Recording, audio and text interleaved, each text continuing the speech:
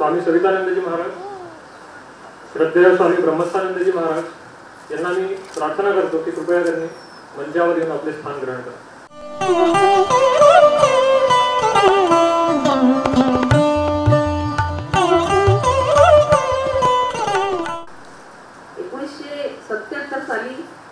आमचं Dilip book agency सुरू झालं. त्याच्यानंतर आम्ही प्रकाशन व्यवसाय सुद्धा सुरू केला होता, वैशाली प्रकाशन या नावाने.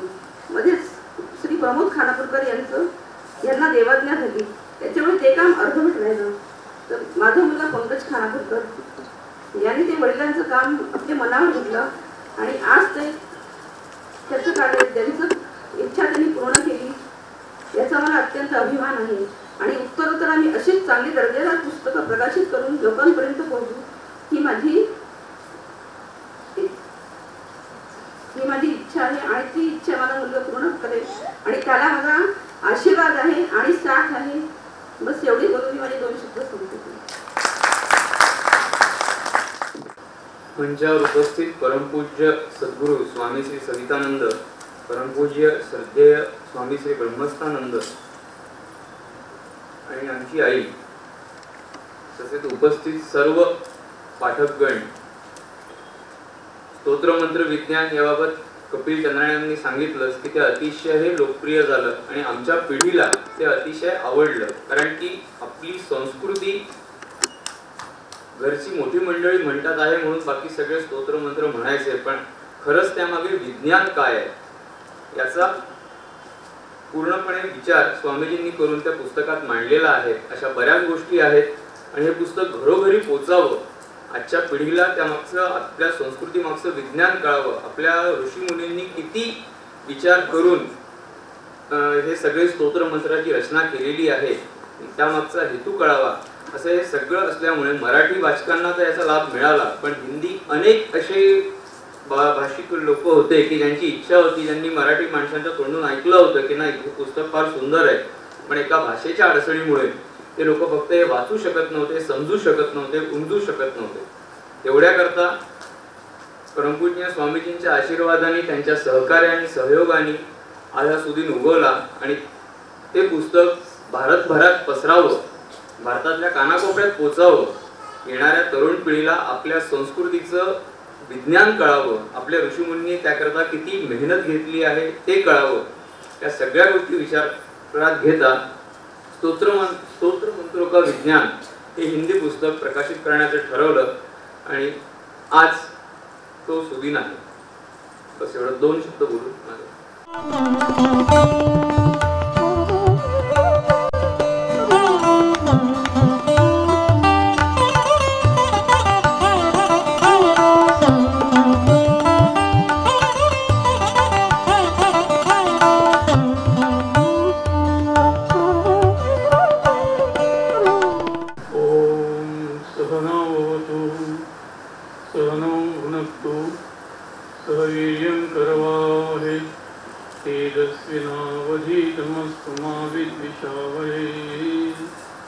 ओम शांति शांति शांति.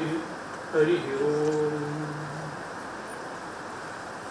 मंचावर उपस्थित परमश्रद्धेय स्वामी सवितानंद महाराज, श्री पंकज खानापूरकर, श्री कपिल चंद्रायन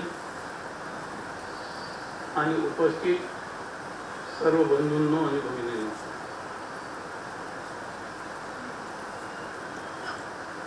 या कार्यक्रमात सहभागी होण्यात मला फार आनंद होत आहे. कारण स्वामी सवितानंदांचं हे जे पुस्तक स्तोत्रमंत्रांचे विज्ञान हे मी वाचलंय आणि मी माझं सद्भाग्य समजतो की या कार्यक्रमात मला आमंत्रित केलेलं आहे की स्वामी सवितानंदांसारखे तपस्वी आणि अनुभवी हे स्वामी त्यांचं 3 दिवस त्यांचं प्रवचन होणार आहे आणि त्यांच्या या मराठी पुस्तकाचं हिंदी रूपांतर आता झालेलं आहे, त्याचं विमोचन सुद्धा झालेलं आहे. ज्यांना मराठी समजत नाही त्यांनी हे अवश्य वाचावं. मुख्य गोष्ट आहे की आपला मंत्रावर, स्तोत्रांवर, आपल्या विधी अनुष्ठानावर विश्वास नसतो. याचं कारण आहे की आपलं मन जे आहे ते शुद्ध नसतं, अंतःकरण शुद्ध नसतं. त्याच्यावर कोणी सांगितलं त्याच्यावर आपला विश्वास बसत नाही, किंवा जे पूर्व जे आपल्या उपनिषदांमध्ये आहे, पुराणांमध्ये आहे, अनेक स्तोत्र वाङ्मयामध्ये जे आहे ते सांगितलेलं आहे त्याच्यावर सहजासहजी विश्वास यासाठी बसत नाही की आपलं मन हे बहिर्मुख असतं. मला असं म्हणायचं नाही की सगळ्यांचं अंतःकरण अशुद्ध असतं. बहिर्मुख मनामुळं आपल्या जीवनामध्ये अत्यंत अस्थिरता निर्माण झाली, चंचलता निर्माण झाली आणि त्या चंचलतेमुळं आपण काय करतो आहोत, कुठे जात आहोत याचं आपल्याला भान राहिलं नाही. आणि याच्या पेक्षा अधिक म्हणजे प्रत्येकाचा अहंकार इतका वाढलेला आहे, त्याला आपण म्हणतो की मिथ्या अहंकार आहे. शास्त्रामध्ये त्याला म्हटलं आहे मिथ्या अहंकार. त्याला काही अस्तित्व नाही, प्रत्येक वेळी तो बदलत आहे. या बदलत्या जगामध्ये आपला अहंकार, आपलं शरीर, मन, बुद्धी सगळं बदलत आहे. मग स्थिर काय आहे? ऋषी मुनींनी सांगितलं की स्त्री फक्त परमात्मा आहे, परमेश्वर फक्त स्थिर आहे. तोच सगळ्यांना ऊर्जा देणारा आहे, तोच सगळ्यांचं पालन पोषण करतो आहे आणि शेवटी त्यांच्यामध्येच आपण विलीन होत आहोत, त्या होणार आहोत. परंतु याचं भान आपल्याला आपलं ज्ञान नाही. आणि म्हणून ज्यांना अनुभव आलेला आहे त्यांना विचारलं पाहिजे. नुसतं वाचून आपल्या मनामध्ये विश्वास निर्माण होत नाही. ज्यांना अनुभव आलेला आहे, जे वैद्य आहेत त्यांच्याकडे आपण जेव्हा जातो तेव्हा आपलं शारीरिक मानसिक व्याधी दूर होतात.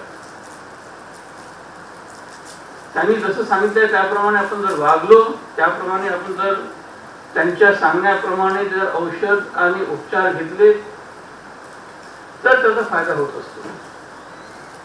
पण आपल्याच मनाने जर आपण करत बसलो तर कधीही फायदा होत नाही आणि मन नेहमीच चंचल राहत. आणि मन, बुद्धी ही सगळी जी आहे, जे आपली उपकरणं आहेत जाणून घेण्याची, ग्रहण करण्याची, ती दूषित झालेली आहे, ती दूषित होतात. आणि म्हणून आपल्याला एक कोणतीही गोष्ट सातत्याने करणं कठीण जातं, ज्याला चिकाटी आपण म्हणतो. ती श्रद्धा असायला पाहिजे, चिकाटी असायला पाहिजे आणि जे सांगितलं त्याच्यावर हे सत्य आहे अशी दृढ निष्ठा असली पाहिजे. म्हणून शंकराचार्यांनी विवेक चूडामणीमध्ये श्रद्धेची व्याख्या केलेली आहे की जी सत्य उपलब्ध करून देते अशी जी श्रद्धा. म्हणून ती श्रद्धा आपल्याला प्राप्त हो यासाठी त्यांच्याजवळ राहिलं पाहिजे, त्यांच्यासाठी त्यांच्याकडून शिकलं पाहिजे. आणि जेव्हा सातत्याने आपण गुरु सहवास किंवा गुरुकुलवास जेव्हा करतो तेव्हा आपला विश्वास बसत असतो. केवळ प्रवचन 3 दिवस प्रवचन ऐकली म्हणून तुम्ही साधन भजनावर रागाल असं काही सांगता येत नाही. परंतु अवश्य तुमच्या मनामध्ये ही इच्छा, ही सदिच्छा, ही भावना, ही श्रद्धा निर्माण होईल की यांच्याजवळ राहिलं पाहिजे, यांच्याजवळ ऐकलं पाहिजे. परत परत आपण जेव्हा ऐकू, पुन्हा पुन्हा ऐकू, तेव्हा ते आपल्या अंतःकरणाच्या याच्यावर, अंतःकरणावर त्याचं प्रतिबिंब पडत असतं, छाप पडत असतं. मनुष्याचं जीवन कसं बदलत असतं, काही चमत्कार झाले म्हणून बदलत असतं असं नाही. जेव्हा आपल्या जीवनामध्ये धक्के बसतात तेव्हा बदलत असतं. जेव्हा जिज्ञासा निर्माण होते तेव्हा बदलत असतं. आणि जेव्हा आपल्याला प्यायची जेव्हा ददात जेव्हा पडते तेव्हा आपल्याला आपण बदलत असतो. आणि चौथ्यांदा जेव्हा आपण एका ज्ञानी पुरुषाजवळ, तपस्वी पुरुषाजवळ राहतो तेव्हा बदलत असतो. म्हणून भगवंतांनी 4 प्रकारचे भक्त सांगितले: आर्तो, जिज्ञासू, अर्थार्थी आणि ज्ञानी. परंतु हे आपल्याला आपल्या प्रत्यास केव्हा येईल, तेव्हा आपण स्वतः साधन करू. जेव्हा त्यांनी सांगितले त्याप्रमाणे करू तेव्हा. विशेषतः आपल्या पुराणामध्ये अनेक मंत्र आहेत, अगणित मंत्र आहेत. पण आपल्याला काय हवं आहे? सगळ्याच मंत्राचं साधन आपण करू शकत नाही, आणि केलं तर त्याच्यामध्ये सिद्धी सुद्धा मिळणार नाही. आपल्याला काय हवं आहे, काय प्राप्त करायचं आहे, आणि गुरुनी किंवा मार्गदर्शकांनी ज्या प्रकारे आपल्याला सांगितलं त्याप्रमाणे आपली योग्यता, आपली क्षमता आहे की नाही, आणि निष्ठा आहे की नाही ते पाहिलं पाहिजे. मंत्र प्राप्त होतं, सद्गुरूचा अनुभव प्राप्त होतो, परंतु सगळेच त्या निष्ठेने साधन करत नाही, आणि त्याच्यामुळे त्याचा परिणाम त्याच्या जीवनामध्ये दिसत नाही. त्या निष्ठेने हे केलं पाहिजे. म्हणून मला असं म्हणायचं आहे की नुसतं ऐकून होत नाही, ते पचलं पाहिजे, रुजलं पाहिजे, आपल्या अंतःकरणामध्ये वाटलं पाहिजे की हे त्यांनी सांगितलं आहे, हे आपल्याला काय ग्रहण करायचं आणि आपल्याला काय हवं आहे त्यातून. जेव्हा ते आपण करू तेव्हा प्रत्येक अक्षर हे हा मंत्र आहे. आपल्या पुराणामध्ये सांगितलंय की आपलं जे वर्णमाला जी आहे प्रत्येक अक्षर मंत्र आहे. जेव्हा षोडशोपचार आम्ही पूजा करतो तेव्हा आपल्या सगळ्या अंगावर प्रत्येक कम नमा खम नमा असं हे करत होतो, त्याची प्रतिष्ठा करत होतो. ती त्या श्रद्धेने केली पाहिजे. श्रीरामकृष्णाने जेव्हा साधना केली तेव्हा ते म्हणाले की मला प्रत्यक्ष ते मंत्र दिसत होते. उच्चार करत असताना ते मंत्र दिसत होते. राम हे अग्निबीज मंत्र आहे ते म्हणत असताना ते दिसत होतं की अग्नी या रम या अक्षराच्या माध्यमातून ते सर्वत्र ते फिरत आहे, त्यांच्या जवळ आहे, त्यांच्या हृदयामध्ये. तर हे जे आहे याचा अनुभव आपल्याला येतो. सवितानंद महाराजांच्या पुस्तकामध्ये आहे काही की सूर्यस्तोत्राचं त्यांनी पठन केलं, आणि जी थंडी लागत होती त्यांना केदार आणि याच्यामध्ये सगळी चालली गेली. ते पायात काही घालत नाही, तरी पण ते म्हणतात की त्या बर्फावरून चालत असताना बर्फ वितळत होतं, परंतु पायाला मुळीच त्यांना थंडी किंवा हे बधीर झाले होते. परंतु स्तोत्र म्हणतो, पण ती भावना निर्माण झाली पाहिजे, आपली जागृती झाली पाहिजे. जोपर्यंत मंत्राने जागृती होत नाही. म्हणून श्रीरामकृष्णांनी मंत्राविषयी तर खूपच सांगितलेलं आहे. त्यांच्या श्रीरामकृष्ण लीला प्रसंगामध्ये आहे कितीतरी साधनं त्यांनी केली. आपल्याला इतका वेळ नाही, पण आपल्याला काय हवं आहे हे जर आपण जाणून घेतलं सत्पून आणि त्याप्रमाणे आपण जर केलं तर अवश्य आपला लौकिक, आध्यात्मिक बौद्धिक हा विकास होतो. पण ती श्रद्धा फार महत्वाची आहे आणि अंतःकरण शुद्धी ही सुद्धा महत्वाची आहे. श्रद्धा आणि अंतःकरण शुद्धी या माध्यमाने आपण मंत्राचं साधन केलं पाहिजे आणि मंत्र जे आवश्यक आहे आपल्याला जार मार उच्चाटन आपल्याला करायचं नाही, पण आपलं कल्याण साधायचं आणि दुसऱ्याचं कल्याण साधायचं, समाजाचं कल्याण साधायचं, त्यासाठी आपल्याला याचे आवश्यक आहे. आणि मंत्राचा अर्थ असतो त्या अर्थाचं चिंतन करीत आपल्याला जर करता आलं तर फारच उत्तम गोष्ट आहे. फार लवकर त्याचं सिद्धी प्राप्त होत असते. योगसूत्रामध्ये म्हटलं आहे ईश्वराचं जे नाव आहे ते ओंकार आहे, प्रणव आहे, म्हणून तस्य वाचक प्रणवः तज्जपत तदर्थ भावनम असं दुसरं सूत्र आहे. दुसरं सूत्र यासाठी आहे की त्या भावनेनी त्या अर्थाने त्या ओंकाराचं जेव्हा आपण जप करतो तेव्हा मग ईश्वराची शक्ती जी आपल्या हृदयामध्ये जागृत होते. मला आनंद वाटतो की स्वामी सवितानंद महाराजांची ही जी प्रवचन होत आहे हे अंतर्जीवनाचं विज्ञान आहे, हे काही बहिर्जीवनाचं विज्ञान नाही. जर तुम्ही मंत्र साधन किंवा मंत्र हे करून आपली लौकिक गोष्टी प्राप्त करण्यासाठी जे केलं ते नष्ट होईल काही दिवसानंतर, परंतु हे अंतर्जीवनाचं जे शास्त्र आहे ते जर आपण ते आपलं अंतर्जीवन जागृत करण्यासाठी शुद्ध करण्यासाठी परमेश्वराशी आपला संवाद साधण्यासाठी संस्पर्श येण्यासाठी परमेश्वराशी आपण जर केलं तर अवश्य त्याचा लाभ करावा. कारण परमेश्वराची शक्ती ही सर्वत्र अवस्थित आहे, विद्यमान आहे, परंतु त्याचं विज्ञान जे आहे ते सद्गुरूकडून प्राप्त झालं पाहिजे. ज्या अनेक समस्या जीवनामध्ये येतात त्याचं सुद्धा निराकरण व्हायला पाहिजे, त्यासाठी सुद्धा मंत्र आहेत. म्हणून आपण भूतशुद्धी वगैरे पूजा करताना भूतशुद्धी वगैरे अशा प्रकारचे अनेक शुद्धी करतो, की वातावरणाची शुद्धी त्याचे मंत्र आहेत.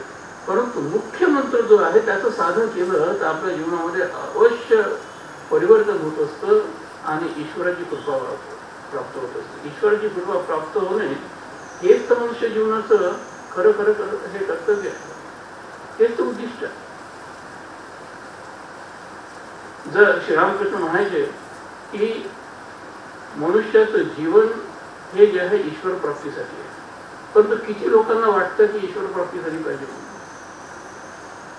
ईश्वराचा अंतःकरणात आहे, अवस्थित आहे. फार कमी लोकांना असं वाटतं आहे की ईश्वराची प्राप्ती झाली पाहिजे, ईश्वराचं निदान, ईश्वराचं अस्तित्व जाणवलं पाहिजे, ईश्वराची कृपा जाणवली पाहिजे एवढं प्रत्येकाला वाटत नाही, काही विशिष्ट लोकांनाच वाटत असतं.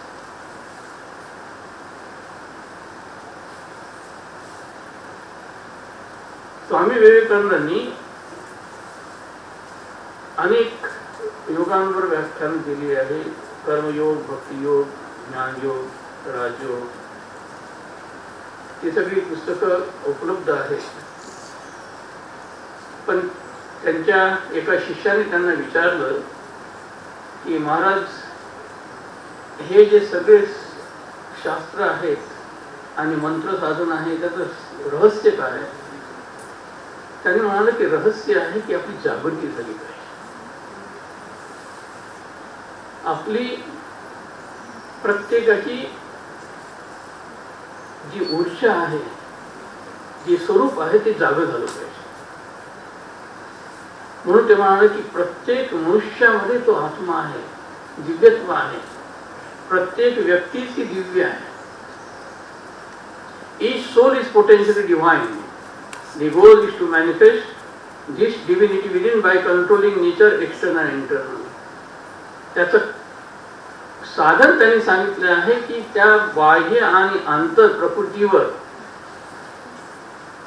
नियंत्रण आणून आपलं जे चैतन्य आहे ते जागृत करा. मग कोणत्याही उपायाने करा, त्याच्यामध्ये सर्व धर्म आला. आपण केवळ थोडा वेळासाठी आपण कोणत्याही मंत्राचं साधन केलं आणि सोडून दिलं तर ते तात्कालिक होईल. ते धरून ठेवलं पाहिजे. जोपर्यंत ईश्वराशी आपण एक होत नाही तोपर्यंत आपल्याला संसारात परत परत यावं लागेल. हे संसार चक्रामध्ये आपल्याला परत यावं लागेल आणि फिरावं लागेल. आणि नेहमीच आपण सुखी राहू असं नाही आहे. दुःखामध्ये सुद्धा आपल्याला तिथंच राहावं लागेल. यापासून सुटायचं असेल तर आपल्याला सद्गुरूंनी सांगितल्याप्रमाणे आपल्याला वागलं पाहिजे. अनेक समस्या आहे, संघर्ष करावाच लागणार आहे. जीवन हे संघर्षमय आहे.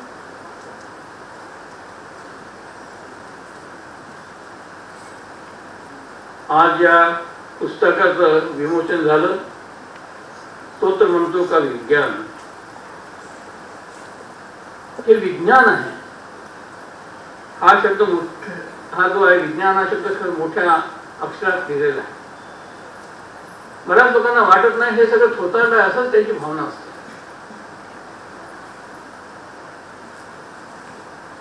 त्याचं कारणही असं आहे की जे करतात लोकांपासून पैसा मिळवण्यासाठी काही लोक करतात ते फार दुर्दैव आहे.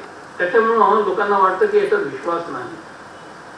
परंतु लोकांच्या कल्याणासाठी जर त्याचा उपयोग केला आणि यज्ञ भावनेने केलं तर अवश्य त्याचा परिणाम होत असतो. एक गमतीची गोष्ट म्हणून मी तू सांगतो की म्हणतात की दुर्गा सप्तशती मध्ये जे 700 सगळे श्लोक आहेत प्रत्येक श्लोक हा मंत्र आहे.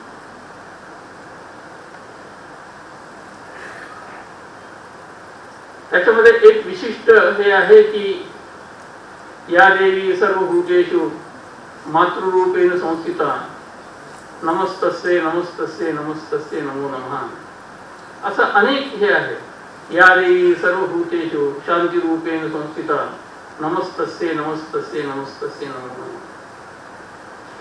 आपण या मंत्र म्हणून याचा जर आपण जप केला, सर्व स्त्रियांच्या ठिकाणी मातृबुद्धी आहे. मातृबुद्धी जर आपल्याला निर्माण करायची असेल तर याचा जप केला तर अवश्य आपल्या जीवनामध्ये याचं परिवर्तन होत असतं. हा माझा अनुभव आहे. दुसरी गोष्ट गमतीची गोष्ट सांगतो. मला जर झोप आली नाही तर या देवी सर्वभूतेषु निद्रा रूपेण संस्थिता हा सुद्धा मंत्र तिथे आहे. त्याचा जप करा तुम्ही, तुम्हाला झोप येईल.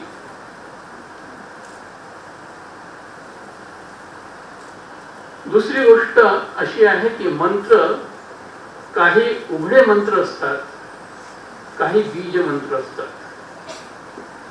जे सद्गुरूकडून प्राप्त होतात.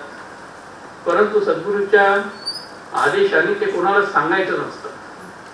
यासाठी सांगायचं नसतात की त्या मंत्रावरती श्रद्धा जी आहे ती हळूहळू नष्ट होऊन जाते. कारण त्याची चर्चा जर झाली तर त्याचं असं गंभीर असं चिंतन होत नाही. म्हणून ते मंत्र कोणाला सांगायचे नसतात, त्याची चर्चा करायची नसते. पण काही जे उघडे मंत्र असतात तर ते आपण खूप मोठ्याने ज्याला वैखरी वाणीने स्पष्ट वाणीने आपण म्हणू शकतो. ते सुद्धा मंत्र असतात. परंतु बीज मंत्राची एक शक्ती असते की बीज मंत्रामध्ये जी शक्ती आहे ती जेव्हा अंकुरित होते आणि ती वाढते तेव्हा त्याचा परिणाम आपल्या पूर्ण जीवनावर होत असतो. आपल्या शरीराचा मनाचा अनुरेणू सगळं पुलकित होऊन जात असतो. म्हणून हे विज्ञान आहे, पण त्याप्रमाणे केलं पाहिजे. उदाहरण द्यायचं म्हणजे तुम्ही जेव्हा स्वयंपाक करतात, जेव्हा आपल्या आया सगळ्या स्वयंपाक करतात तर स्वयंपाक कसाही करत नाही. त्याचं एक विज्ञान आहे, त्याची एक पद्धत आहे की केव्हा भाजीमध्ये केव्हा फोडणी द्यायची, केव्हा तेल टाकायचं, केव्हा मसाले टाकायचे. जसं हे आहे किंवा ऑफिसमध्ये कोणत्या गोष्टी प्रथम करायच्या आणि कोणत्या नंतर करायच्या हे जसं आपल्याला माहिती आहे तसंच या मंत्राचं सुद्धा विज्ञान आहे, साधनेचं सुद्धा विज्ञान. हे पुस्तक मराठीमध्ये आणि हिंदीमध्ये केवळ आपली समस्या दूर करण्यासाठी, लौकिक गोष्टीसाठी नाही, हे स्पष्ट सांगतोय. यांनी महाराजांनी सुद्धा याच्यामध्ये याचा निर्देश केलेला आहे की हे आपलं काही लौकिक समस्या किंवा दुःख किंवा शारीरिक दुःख, मानसिक दुःख तेवढ्या पुरतं त्यासाठी नाही. हे जे आहे विज्ञान आहे, हे संस्कृती आहे आपली. त्या संस्कृतीमध्ये जे ऋषीमुनी होऊन गेले आहेत त्यांनी हे शोधून काढलेलं आहे. तसं शास्त्रज्ञ एक प्रयोग शाळेमध्ये प्रयोग करून एक शोध करतो, शोध काढ, त्याचं निराकरण नंतर बरंच आपल्याला हे स्पष्टीकरण, निराकरण जे आहे त्याचं मोठं विज्ञान होतं. परंतु जे शोधून काढलेलं आहे ते मात्र सत्य आहे. तसंच हा मंत्र जो शोधून काढलेला आहे की हा या देवतेचा मंत्र आहे, या उपायासाठी हा जो आहे तो जो शोधून काढलेला आहे की तो त्याप्रमाणे करायला पाहिजे, त्या पद्धतीनेच आपल्याला त्याचं साधन करायला पाहिजे. आणि दुसरी गोष्ट की अनेक मंत्र आहेत, मी जे सांगितलं महाराजांनी सुद्धा अनेक मंत्राचं त्याच्यामध्ये विधान सांगितलेलं आहे. परंतु सगळेच मंत्र आपण जर जपत बसलो तर काही प्राप्त होणार नाही. श्रीरामकृष्णाने एक उदाहरण दिलेलं आहे. आपल्याला जर पाणी मिळवायचं आहे, जर विहीर खोदायची आहे, तर एका ठिकाणी 10 फूट खोदलं, पाणी मिळालं नाही, मग दुसऱ्या ठिकाणी आणखी 15 फूट खोदलं, तिथे मिळालं नाही, मग 25 फूट खोदलं. अशा प्रकारे आपण अनेक ठिकाणी जर खोदत राहिलो कुठेच पाणी मिळणार नाही. एकाच ठिकाणी आपलं अधिक गभीर, अधिक खोल आपल्याला खोदावं लागेल, तेव्हा कुठे पाणी मिळेल. तर 40, 50, 60, 70 फूट जेव्हा तुम्ही खोदाल तेव्हा पाणी मिळेल. म्हणून हे मंत्र साधन अधिकाधिक तन्मयतेने, अधिक मनाच्या एकाग्रतेने आपण जेव्हा करू तेव्हा त्याचा परिणाम, त्याचा रिझल्ट आपल्या जीवनामध्ये दिसू लागेल. हे विज्ञान आहे. परंतु त्यासाठी आपल्या मनाची चंचलता जी आहे ती कमी व्हायला पाहिजे किंवा ती नष्ट व्हायला पाहिजे. मन शांत झालं पाहिजे, मन शुद्ध झालं पाहिजे. ज्याचं मन शुद्ध असतं त्याला लवकर त्याची प्राप्ती होत असते. त्या मंत्र साधनाचं स्वामी विवेकानंदांनी याला म्हटलं आहे मंत्र चैतन्य. मंत्र चैतन्य जागृत होत असतं.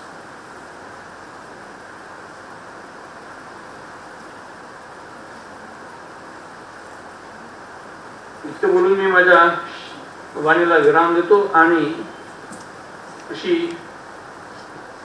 सदिच्छा व्यक्त करतो की प्रत्येकामध्ये ही श्रद्धा जागृत हो आपल्या संस्कृतीविषयी. प्रत्येक गोष्ट जी ऋषीमुनींनी सांगितली आहे ती विज्ञानाधिष्ठित आहे. याविषयीची श्रद्धा तुमच्या प्रत्येकाच्या मनामध्ये जागृत हो आणि आपल्या समस्या कशा दूर करायच्या त्यासाठी केवळ पुस्तक वाचून होणार नाही, त्यासाठी सद्गुरूची किंवा मार्गदर्शकाची गरज आहे. एवढं बोलून मी थांबवतो. भगवान श्री रामकृष्ण परमहंसांनी जे उदाहरण दिलं होतं की विहीर खोदायची असेल, पाणी पाहिजे असेल तर एका ठिकाणी फोकस्ड काम करणं आवश्यक आहे. मित्रो, आता आपण या कार्यक्रमाच्या पहिल्या टप्प्याच्या शेवटच्या भागात आलेलो आहोत आणि या कार्यक्रमाच्या पहिल्या टप्प्याचा शेवट करण्याकरता म्हणजेच आभार प्रदर्शनाच्या कार्यक्रमाकरता मी बोलवतो सौ शीतल पंकज खानापूरकर यांना. आभार प्रदर्शनाच्या कार्यक्रमानंतर परमपूज्य स्वामी सवितानंदजी महाराजांचं 4 आर्य सत्य या विषयावरचं प्रवचन सुरू होईल. सगळं पहिल्यांदा मी मंचावर आमंत्रित जे काही मान्यवर आहेत त्यांना नमस्कार करू इच्छिते आणि मंचावर उपस्थित आदरणीय प्रार्थनीय जे काही मान्यवर माझे महाराज, गुरु महाराज समोर आहेत त्यांनाही मी नमस्कार करते. आणि त्यांच्या इच्छेनुसारच आज या सगळ्या गोष्टींचा सुरुवात आमच्याकडनं झालेली आहे आणि आज आमच्याकडे हा सुनदिन आला आहे. आज त्यांच्यामुळे त्यांचं म्हणणं होतं की तुम्ही करा सुरुवात, माझी साथ आहे, आशीर्वाद आहेत आणि त्या आशीर्वादामुळे आज आम्ही इतकं समोर आलेलो आहे. भाटव श्रीमंतांना अवघड नव्हतं. ज्या रोबोटबद्दल तुम्ही नेहमी ऐकता वाचतात त्या रोबोटचा उल्लेख योग वासिष्ठ ग्रंथात आहे. गावाच्या बाहेर एक मोठं वडाचं झाड होतं. छानसा सुंदरसा परिसर होता. त्या वडाच्या झाडावर 2 वाघळं बटवाघूळ लटकले होते. आता बटवाघूळ लटकले होते सांगितल्यानंतर ते उलटे होते सांगायची गरज नाही. तुम्हाला माहिती बटवाघूळ उलटे लटकतात. एक साधू महात्मा त्या रस्त्याने चालला होता. त्याने बघितलं छानशी नदी वाहते आहे, छान जागा आहे, तुमचं साधन भजन करावं म्हणून त्याने आंघोळ केली, पूजापाठ केला, आसन प्राणायाम केले आणि तो योगासन करीत असताना त्याने शीर्षासन केलं. शीर्षासन केल्यानंतर एक बटवाघूळ दुसऱ्याला म्हणतो, जगामध्ये हा एकच माणूस सरळ आहे. प्रत्येकाचा आपला दृष्टिकोन आहे. हा त्यांचा दृष्टिकोन. त्या शीर्षासन करणाऱ्या त्या व्यक्तीकडे बघून एक बटवाघूळ दुसऱ्याला म्हणतो, जगामध्ये हा सगळा एकच माणूस सरळ आहे, बाकी सगळे उलटे आहेत. तुमच्याही तुमच्या जीवनाबद्दल काही दृष्टिकोन असेल, आम्ही या 3 दिवसात जे सांगू ते तुम्ही सगळं तसं तसं ग्रहण केलं पाहिजे हा आमचा आग्रह नाही. पण तुम्हाला चिंतनाला दिशा मिळावी एवढाच उद्देश आहे. तुमच्या विचार क्षेत्रावर आक्रमण आम्ही करणार नाही. तुमचा दृष्टिकोन आहे. प्रत्येकाचे आपले तर्क असतात. एक वृद्ध व्यक्ती का डॉक्टरकडे गेली, पायामध्ये खूप कळा येत होता, एका उजव्या पायावर खूप दुखत होता. डॉक्टरांनी तपासलं, एक्सरे घेतला, रक्त लघवी तपासली, त्याला ज्या ज्या तपासण्या करणं चाचणी करणं गरजेचं होतं सगळं करून बघितलं, काही कारण मिळालं नाही. शेवटी त्या डॉक्टरांनी विचारलं, दादा तुझं वय काय हो? असेल 80-90च्या आसपास. तुम्हाला काही झालं नाही, फक्त वयामुळे हा तुमचा पाय दुखतो आहे, वयामुळे, तुझं काही नाही, तुम्हाला काही त्रासची चिंता करू नका. म्हातारा एवढा मिस्किल हळूच म्हणाला, पण डॉक्टर माझ्या दोन्ही पायाचं वय सारखंच आहे. जर वयामुळे जर पाय दुखतो आहे तर दोन्ही पाय दुखायला पाहिजे, एकच का दुखतोय? तर्क आहेत. प्रत्येकाचे आपले तर्क आहेत. तुमची आपल्या जीवनाविषयी काही तर्क असतील. 4 आर्य सत्य भगवान बुद्धांनी सांगितलेली, पण ते मूळ पातंजल योगसूत्रात आहे वेगळ्या अर्थाने. जगात दुःख आहे आणि दुःख निवृत्तीचा उपाय पण आहे. जगात सुख आहे आणि सुख प्राप्तीचा उपाय पण आहे. हेय मार्गतम हान अनोपाय पातंजल योगसूत्रात दिलेलं आहे. जगात दुःख आहे आणि दुःख निवृत्तीचा उपाय पण दिला आहे. जगात सुख आहे आणि सुख प्राप्तीचा उपाय पण आहे. ही 4 आर्य सत्य. आम्ही सुख प्राप्तीचा प्रयत्न करूनही शेवटी निष्फळता मिळतो. सुख हाताशी येत नाही, दुःखच वाटायला येतं. आणि आम्ही कारण शोधायचा प्रयत्न करत नाही. आमची कारण देखील बरोबरची असतात. खरं म्हणजे आम्ही दुःख एक म्हणजे काय हे नीट समजून घेतलं नाही. आणि म्हणून दुःख निवृत्तीचा उपाय देखील आपल्याला सापडत नाही. सुख म्हणजे काय हे आपण नीट समजून घेत नाही. आणि म्हणून सुख प्राप्तीचा उपाय देखील आपल्याला शोधता येत नाही. आणि ऋषीमुनी सगळ्या जीवनाचं चिंतन त्या दृष्टीने केलं होतं. ऋषीमुनी आमची जीवन पद्धती जी आखून दिली होती ती जीवन जगण्याची कला होती. जीवन जगण्याची कला या शब्दावरून आम्हाला एका व्यक्तीची आठवण येते, जिने हे शब्द त्या आयुष्यात शेवटी उच्चारले.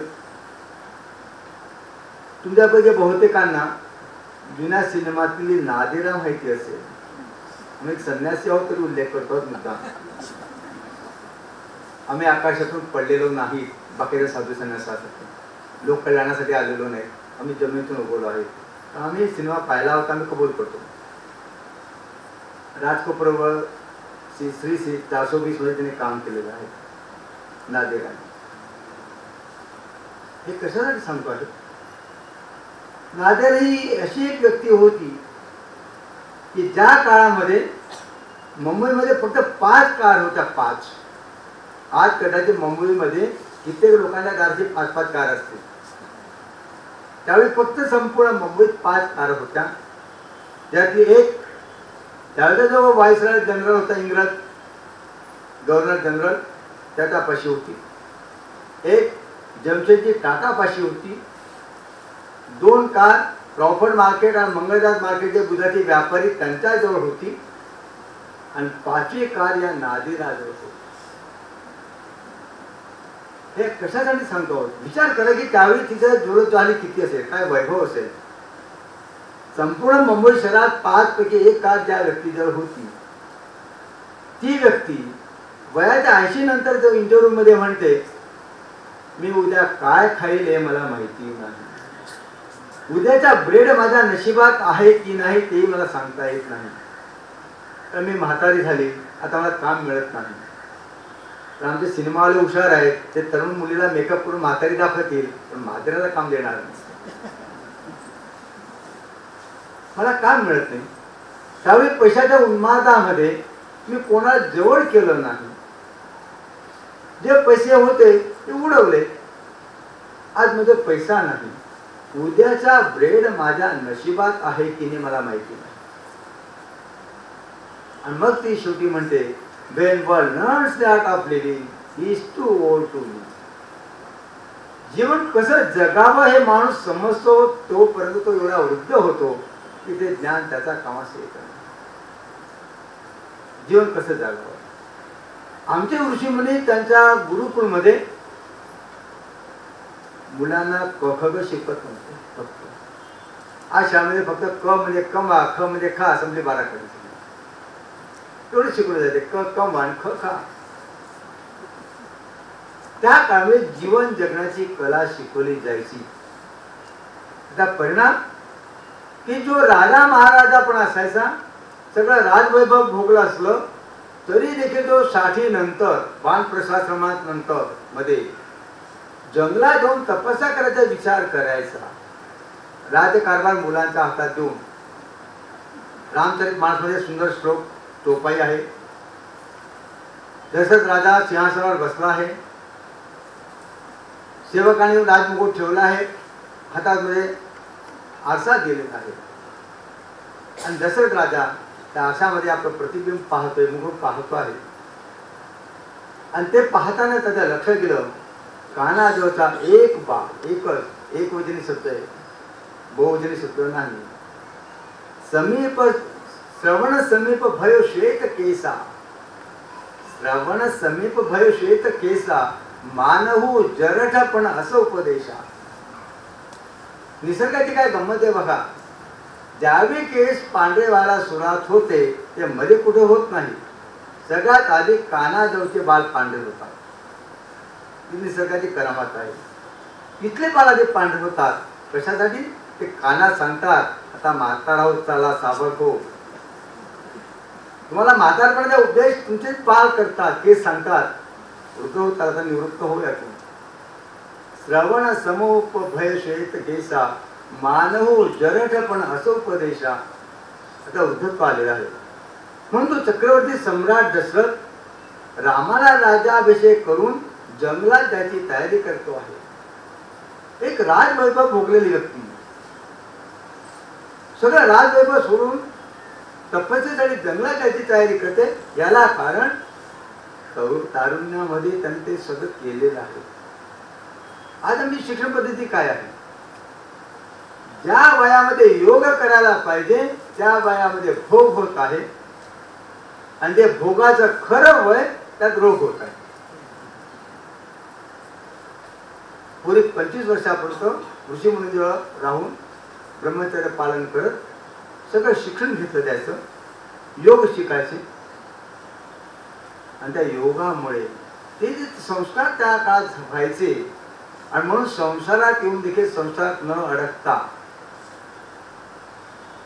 पद्मपत्रम निवामसा, पाण्यात राहून देखील पाण्याचे कमळ ओढ होत नाही, संसारात राहून देखील संसारात न अडकता संसार करायचे, ग्रस्थाश्रम करायचे, पण त्या दलदलीत फसायचे नाहीत. आणि म्हणून नंतर विचार करायचे आता संसार मुलांना सोपवावा आणि आता भजनाला लागावं, पुन्हा आपल्या योग मार्गाला लागावं. हे संस्कार बालपणापासून तरुण वयामध्ये दिले जायचे ऋषीमुनींच्या सान्निध्यात, त्यांच्या आचरणाने, त्यांच्या उपदेशाने आणि स्वतःच्या निर्देशनाखाली. आज काय होते, शिक्षकच विलासी आहे, विद्यार्थ्यांना काय देणार. परिणाम असा होतो आहे, मगाशी सांगितलं तसं की ज्या वयात योग शिकायला पाहिजे त्या वयात भोग होत आहे. आजच्याच पेपरमध्ये आहे 14 वर्षाची मुलगी गर्भवती होत आहे आणि मुलं 15 वर्षाची. कुठं चाललो आपण? ज्या वयात योग शिकायला पाहिजे त्या वयात भोग होत आहे आणि त्या भोगाचं खरं वय 25 ते 50 तोपर्यंत रोग होत आहे. 30-35 मुलं, स्त्री, पुरुष रोगिष्ट झालेले आहेत, कारण जीवन जगण्याची कला शिकवण्यात आलेली नाही. आजच्या तरुण पिढीची सगळी धडपड जीवनाच्या सफळतेकडे आहे आणि आमचे ऋषीमुनी जीवनाची सफळता महत्वाची मानत नव्हते, जीवनाची सार्थकता महत्वाची मानत. आज सगळ्यांची धावपळ सफळतेकडे आहे, सार्थकतेकडे नाही. आणि तुझ्या जगात बघाल, जीवनाच्या एखाद्या क्षेत्रात यशस्वी झालेली व्यक्ती, सफळ झालेली व्यक्ती जीवनाच्या बाकीच्या क्षेत्रात निष्फळ ठरलेली आहे, दुःखी झालेली आहे. नाव सांगत बसत नाही. अनेक अशी नाव येते तुमच्या पुढे, त्या अमुक क्षेत्रात खूप यशस्वी झालेले. आता आजपासून विम्बल्डन टेनिस चॅम्पियनशिप सुरू होत आहे. अगदी सगळ्यात कमी वयात विम्बल्डन चॅम्पियनशिप जिंकलेली मुलगी, रेकॉर्ड आहे तिचं, वर्ल्ड रेकॉर्ड आहे की लहान वयात जिंकलेली ती मुलगी नंतर ड्रग मध्ये अडकली, शॉपिंग म्हणून ते चोरी करताना सापडली आणि जेलमध्ये गेली. काय मिळाली सफलता? जगातला सगळ्यात लहान वयाचा डॉक्टर जगातला, आणि तो मूळ बंगलोरचा, पण त्याचे आईवडील न्यूयॉर्कला गेले, न्यूयॉर्कला शिकला आणि जगात सगळ्यात लहान वयाच्या 14व्या वर्षी तो डॉक्टर झालेला. वयाच्या 14व्या वर्षी डॉक्टर झाला आणि आज जेलमध्ये आहे. जीवनाची सफलता माणसाला सुखी करण्याची काही गॅरंटी नाही. जीवनाची सार्थकता महत्वाची आहे. रामायणामध्ये संपाती आणि जटायू दोन बंधूंचा उल्लेख आहे. दोघांमध्ये स्पर्धा लागलेली आहे की आकाशात कोण उंच उडतं, कोण उंच उडतं. दोघं उडत आहे. सूर्य गमन करत आहे, सूर्याच्या जवळ त्याची धडपड चाललेली आहे. जितके उंच उडल्यानंतर त्या सूर्याच्या उष्णतेने पंख जळायला लागले. जटायू परत आला, म्हणा की भाऊ मी परत जातो, माझी हिंमत नाही वरती उडायची, मी दुस्साहस करू शकत नाही. परत आला. संपाती हसला, तो हरला, घाबरला. संपाती दुस्साहस करून अजून वरती उठतो आहे, अजून वरती उठतो आहे. थोडे परिणाम, पंख जळाले, भूमीवर पडला आणि आयुष्यभर भक्षासाठी देखील तरपडला. आणि तो जटायू ज्याने वेळेवर माघार घेतली, सीतेच्या अपहरणाच्या बाबतीत रावणाची झुंज करताना मृत्यू निश्चित आहे त्यालाही कळत होतं, पण तो मृत्यू त्याच्या जीवनाच्या सार्थकतेकडे घेऊन गेला. त्याचं भाग्य की त्याला त्याचा देहत्याग रामाच्या मांडीवर करायला मिळाला. राम त्याला विचारतो, जटायू काय इच्छा आहे तुझी? जटायू एका वाक्यात सांगतो, हे प्रभू, मी आतापर्यंत प्राण ठेवले शरीरात केवळ तुमच्या दर्शनासाठी. दर्श लागे राखो प्राण, तुमच्या दर्शनासाठी मी प्राण ठेवले. ते तुम्ही भेटलात, मला मांडीवर घेतलं, माझे जीवन सार्थक झालं. आता घेण्यासारखं पाण्याचं काय बोललं आहे? ज्यावेळी तुमचा प्रयत्न जीवनाच्या सार्थकतेसाठी असाल, सुखाचे दरवाजे तुम्हाला उघडत जातील. जोपर्यंत तुम्ही जीवनाच्या सफलतेसाठी धावपळ कराल, तुम्ही आपोआप स्वतः दुःखाच्या रस्त्याने निघालेला आहात. आपलं सुख आणि दुःख म्हणजे काय समजून घ्यायचं आहे. आणखीन एक दोन विषय सांगून फक्त तुम्हाला विषयाचा अंदाज यावा की आम्हाला काय सांगायचं तुम्हाला. मध्ये तुम्हाला एक प्रश्न विचारतो. तुमच्यापैकी काही लोकांना माहिती असेल की प्रसाद आमच्याकडे एक मालिका आहे, ते त्यात एक पुस्तक प्रकाशित झालं पण आहे, प्रश्न आमचा उत्तर तुमचं. आता 2-3 महिन्यानंतर पुढच्या अंकामध्ये जो एक लेख येईल त्या लेखामध्ये प्रश्न विचारला आहे, तुमचं वय काय? तुमचं वय काय? आता तुम्हाला काय स्वामी हा प्रश्न विचारता, हा काही अध्यात्माशी संबंधित प्रश्न आहे, आमचं वय काय, तुम्हाला काय घेणार वयाशी? आम्ही तुमचं पुस्तक वाचतो. बाहेर म्हणतील अमेरिकेमध्ये एका बायला कोर्टामध्ये साक्षीसाठी बोलवलं होतं. स्वाभाविक त्या कोर्टामध्ये त्याला वकिलांना प्रश्न विचारला, बाई तुमचं वय काय? 18 वर्ष काही महिने, मी मेजर आहे, सज्ञान आहे, एवढं पुढे की कायद्याप्रमाणे मी सज्ञान आहे, 18 वर्षाची झालेली आहे, एवढे पुढे, माझ्या वयाचे काय घेणं आहे? मी असंच म्हणाल की आमचं वय काय नाही, तरी विचारतो, कारण आहे. तुम्हाला एक गंमत माहिती असेल, मूल ज्यावेळी जन्माला येतो, आम्ही हा प्रश्न का विचारतो? उत्तर द्यायची घाई करू नका, सांगू नका मी 50 वर्षाचे आहोत, ते 60 वर्षाचे आहोत, 20 वर्षाचे आहोत. आधी ऐकून घ्या, आम्ही हा प्रश्न का विचारतो. ज्यावेळी मूल जन्माला येतं, जन्माला आलेलं मूल तत्काळ रडायला सुरुवात करतं. जर मुलाने रडायला सुरुवात केली नाही तर डॉक्टर देखील चिंतित पडतात. का? की जर त्याने तत्काळ रडला नाही तर त्या मेंदू कमजोर होऊन जाईल, ऑक्सिजन त्याला मिळणार नाही आणि मग तो मुलगा ॲटिझमचा शिकार होऊ शकेल, मंदबुद्धीचा होऊ शकेल. आणि म्हणून जो मुलगा रडला नाही, जन्माला आले मूल रडलं नाही तर डॉक्टर त्याला प्रयत्नपूर्वक रडवतात. म्हणजे मूल जन्माला येतं, डॉक्टर बसले समोर, मूल जन्माला येतं, हा त्या मुलासाठी, त्याच्या परिवारासाठी शुभ लक्षण आहे, चांगली गोष्ट आहे. का रडतं मूल? जोपर्यंत मूल आईच्या पोटात आहे तोपर्यंत त्याला स्वतःच्या जगण्यासाठी श्वास घ्यायची देखील गरज पडत नाही. आई श्वास घेते आणि श्वासावर त्याचं जीवन चालतं.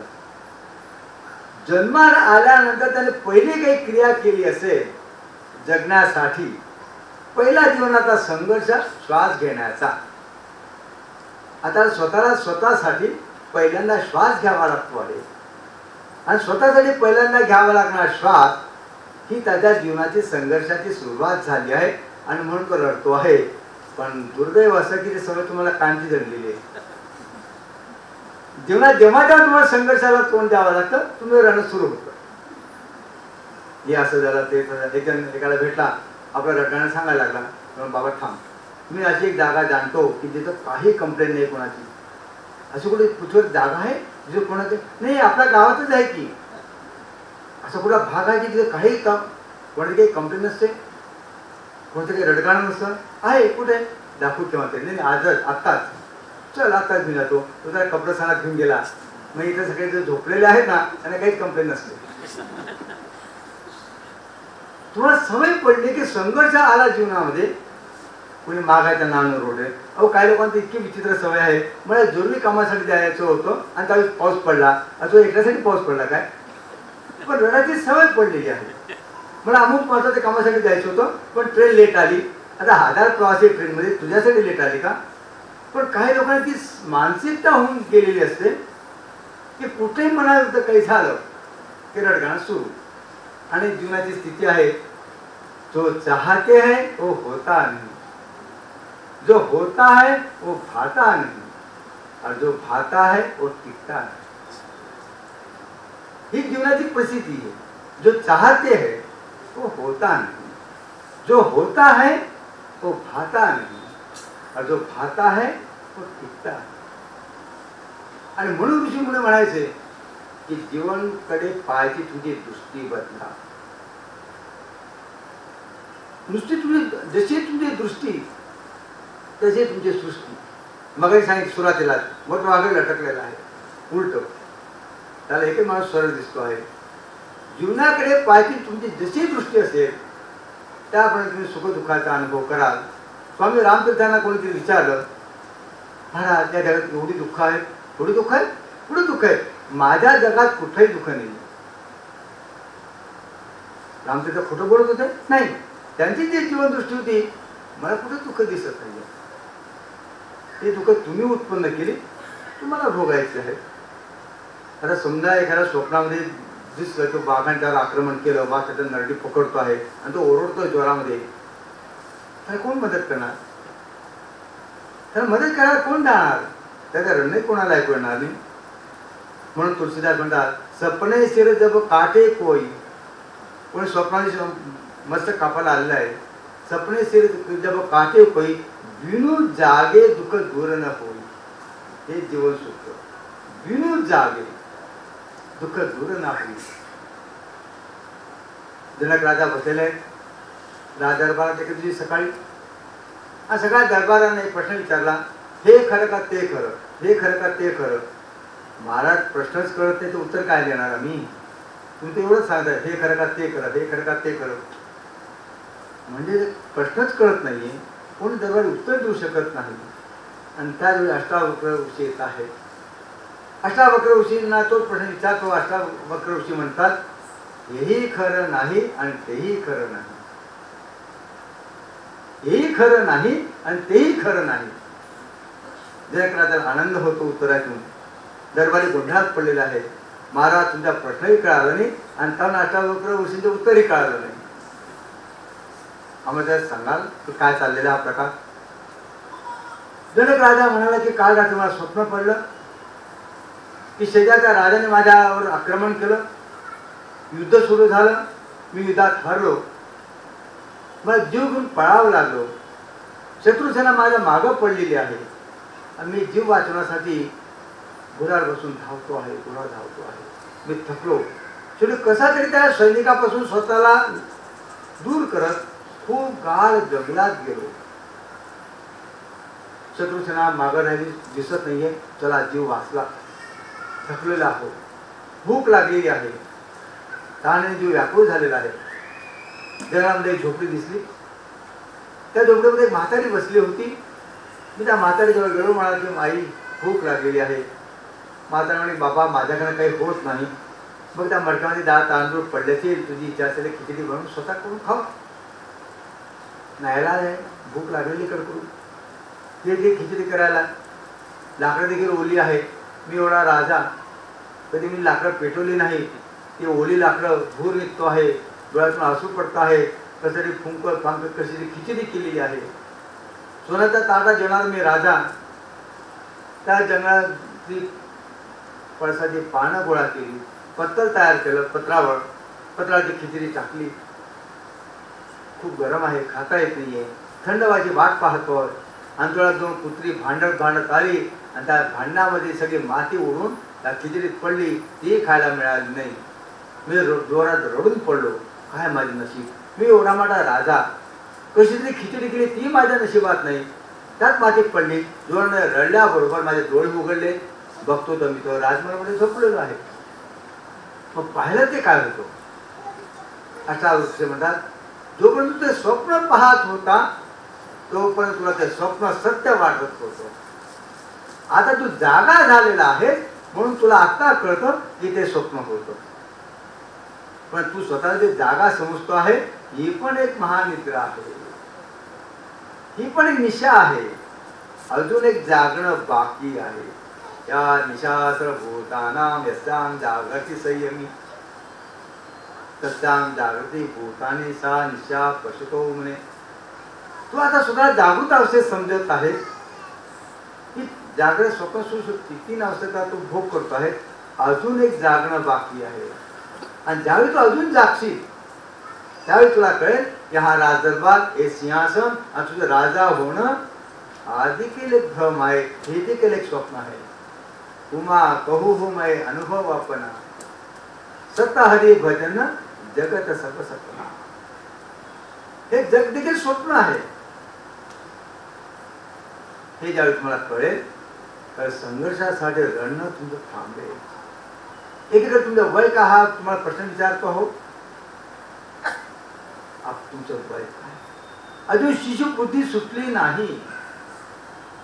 वयाने वाढला, शरीराने वाढला, पण पहिला संघर्ष जीवनाचा जो रडायचा तो अनुभव अजून तुमचा सुटला नाही. आणि दुसरीकडे संत तुकाराम म्हणतात, त्यांना कोणते विचार महाराज तुमचं वय काय? तुकाराम हसाने म्हणतात, तुका म्हणे आम्ही विधीचे जनिते, तुका म्हणे आम्ही विधीचे जनिते, स्वयंभू आहे ते केले नव्हे. अरे मी तर ब्रह्मदेवाचा बाप आहे, माझ्या वय काय विचारतो? तुका म्हणे आम्ही विधीचे जनिते, मी ब्रह्मदेवाचा बाप आहे, माझ्या वय काय विचारतो? ज्यालाही ब्रह्मज्ञान झालं आहे, आत्मज्ञानी पुरुष, तो खरोखर ब्रह्मदेवाचा बापच आहे.